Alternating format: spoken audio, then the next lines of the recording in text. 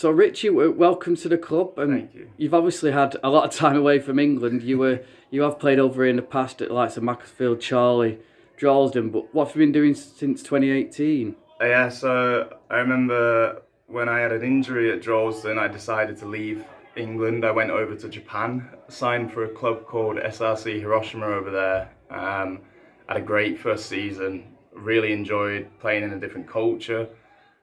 Obviously, a year later, the pandemic hits, and then it becomes about staying with the team, keeping fit, getting whatever game time you can. And that's been about it, pushing through that little period before getting the chance to come back. Yeah, you've jet setted, haven't you? You're in Japan. You've been in Australia as well, haven't you? So Well, I met my partner out in Japan. She's Australian, so we went over there, and I signed for a club over there as well, FK Beograd. We decided pretty quickly that we wanted to stay in England, so once we made that decision, it was about coming back. And from the football point of view, again, it's just about keeping your fitness, getting the game time between. And then when I got back, it was about what can I do next.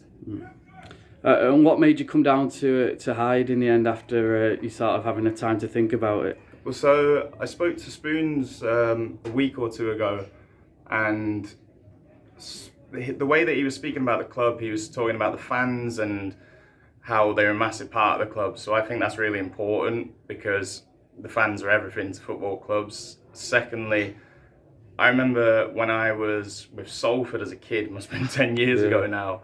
I trained with Bolton Wanderers reserves and youth team at the time. Spoons was part of that setup, and the things that I can remember from it is the atmosphere was so good, which I think is massive when it comes to being a successful team.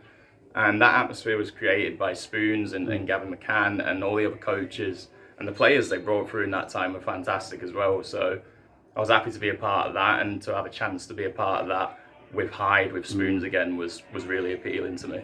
And it must be good for you as well to kind of have another opportunity in England as well, maybe not prove yourself as such, but prove that you're still kind of around. Yeah, no, I think it's easy when people disappear from England. I think it's easy to forget that they're still playing. They go off and do their own thing, and that's football in a way.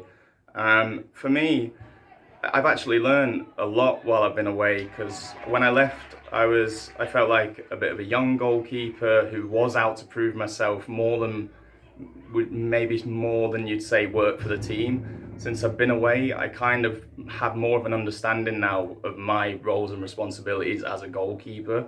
So you can take a lot of positives from it, negatives, but that's what I feel I accomplished over the last few years.